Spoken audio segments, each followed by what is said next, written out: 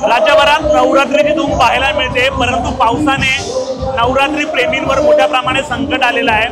परंतु वसईच्या गुजराती परिवारमध्ये डोममध्ये अशा प्रकारचा गरबा आयोजित करण्यात आलेला आहे।